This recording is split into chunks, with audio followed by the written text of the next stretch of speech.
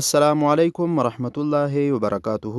نن به په یو ډیره مهمه او ضروری موضوع خبره وکړو چې هغه په نصاب د قرباني کې ده چې قرباني په چا واجب ده. څومره اندازه پیسې چې سړی ولري دی به قرباني کوي.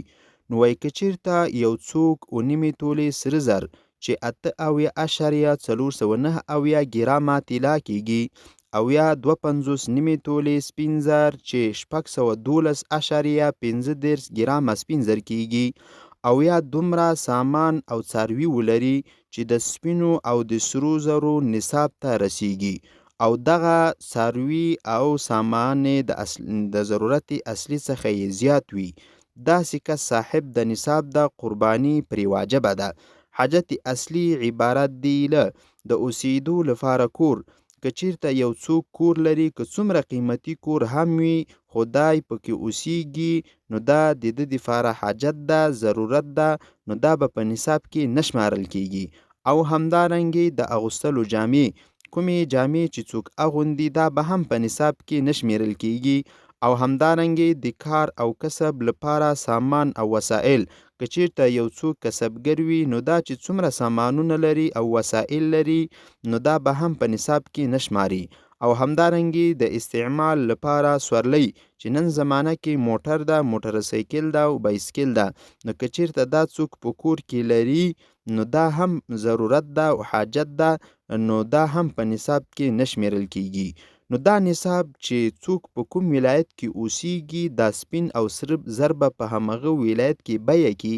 نو که چیرته د دغو سپینو سرو زرو نه یې اضافه حاجت اصلي نه یې اضافه پیسې درلودلې، هغه اضافه پیسې دغه نصاب د سپینو د سرو زرو ته رسیده، نو د کس باندې قرباني کول واجب ده او لازم ده. او بله یو ډیره ضروری او مهمه مسئله دا ده چې څومره نفقه په حاجت اصلي کې داخله ده. نو د دې دپاره 3 صورتونه دي. اول صورت دا ده که چیرته وای دا نفر دیقان وي نو د یو کال نفقه په حاجت اصلي کې داخله ده.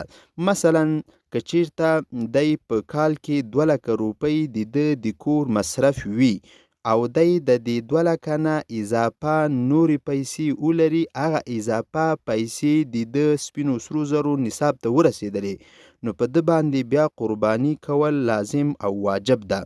دویم صورت دا ده که چیرته یو کس روزمزدوري کوي نو د یوې ورځې نفقه په حاجت اصلي کې داخله ده، نو دی به د یوې ورځې خپله نفقه وباسي، نو کومې پیسې چې سپینو سرو زرو نصاب ته رسېدلې هغه اضافه وي، نو دی صاحب د نصاب ده، په ده باندې قرباني واجبه ده.